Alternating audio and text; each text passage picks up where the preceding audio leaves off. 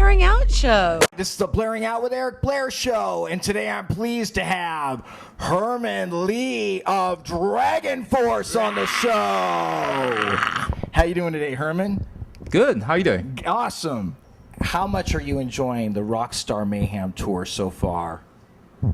Lots of fun. I mean, it's been great. The DragonForce ethos is wine, women, and song. I think the easiest way to sum it up is we go on tour to have fun and not to be bored and not to be doing things that you can do at home, sitting there watching TV, watching DVD, or just playing video games. You know, that belongs at home. I don't know. Here we have fun, and you know, we know when to stop the party. Okay. When the fun is done, there's nothing happening. We don't just sit there with 5 dudes drinking and go and be depressed and go complain. We call it a day, we go to bed, and tomorrow is another day, you know, and we're fun again. So, you know, we know how to control ourselves, when to have fun and when to stop. For those who don't know Herman, how did DragonForce form? Basically, we started back in '99. Sam and I used to play another band, and the whole reason the existence of DragonForce at the beginning was because we wanted to go on tour. And to go on tour, you have to have a band and you have to make an album, and that's how it happened. It wasn't like, hey man, I want to be a rock star, I want to make loads of money, I want this and that, I want a car and all that. It's just to have fun, go on tour. And obviously now it's taken to, you know, to another level. We're touring like at least 2 years each album, non-stop. So and then we have to make an album, which is kind of depressing. You know, you gotta sit in the studio and do all that boring stuff. But you know, we're happy we made a great album, so now we're out again. What was your original vision for DragonForce musically? It was really just to make music that we wanted to hear.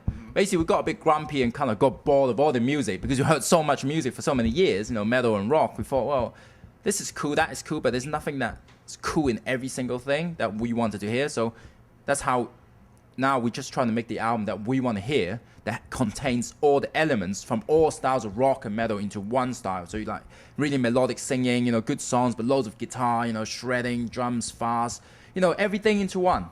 Yeah, and a crazy live show. And how much input do you have once you guys go to record the album? We pretty much work on the songs together. I mean, I write a lot of the lyrics as well, and I produce like pretty much every single album, record them all the way through. Yeah. So you need everyone to kind of use different skills of each person to make the album happen. If everyone is a songwriter, that actually doesn't work. You need someone to do songs, someone to do production, someone to do, you know, that kind of different part of the band. You know, you try to get the best out of each person. You know, if someone sucks at songwriting, you're not going to force them to write songs, you know. How do you feel that the band's ethnic and cultural differences help to create the DragonForce sound and empower it? I think because everyone is from a different place, and, you know, we never knew each other until pretty much the DragonForce time. We brought up differently, and obviously if you hang around with 5 people from the same town, you probably listen to exactly the same band, same type of music, and we definitely, even though we like metal and rock, we view and we look at it differently. I think that really made the difference. I think I didn't realize this until this album, really. First, people used to ask us this, I said, that doesn't make any difference, but now I kind of finally get to see it. Yeah, you know, I'm discovering myself and the music and the band through interviews. Actually, they've actually been really helpful. You know, sometimes I'm just kind of blind, working, can't really see these things around me. 5 things that you can't live without in your life overall. To be honest, I think I can adapt to anything.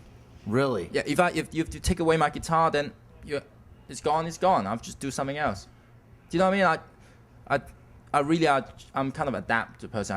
I'm not like one of those people that I'm thirsty, I need to drink now.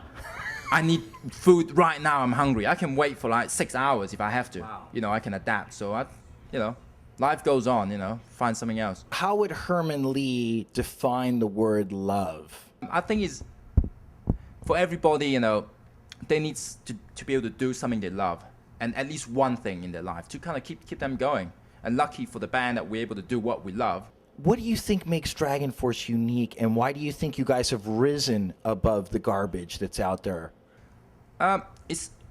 People don't really know, but we really pay attention to so much details when we make an album. It's like it's taken us a year and a half to write the 8 songs on that album. Yeah, that's a long time, and 7 months to record and writing at the same time. So the attention to detail is really, really high. You know, it's just people think, you know, you listen to it, you know, you probably think, oh, 53-minute music, how long can it take, you know, to do it? But it really takes a long time.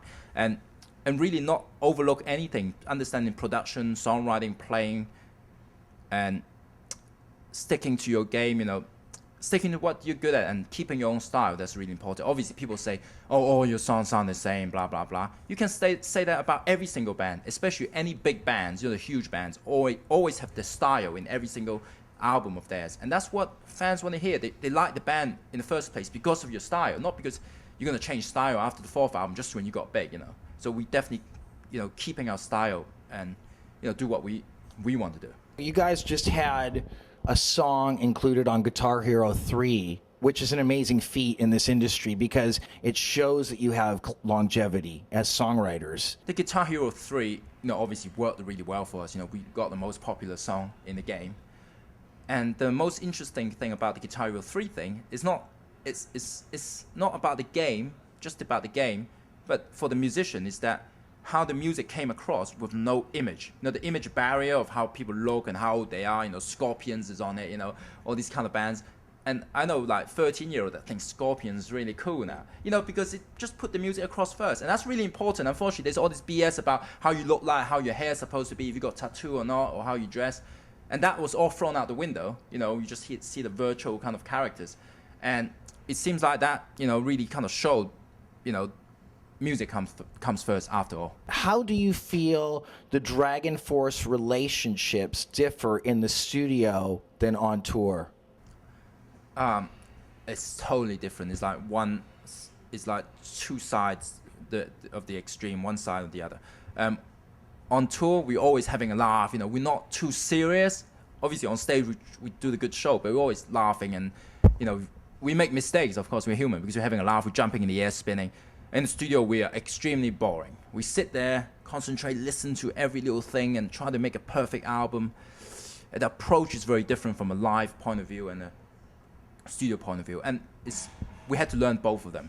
What inspired the song Revolution Death Squad? This is the story, okay? Not many people know this one. This is almost exclusive.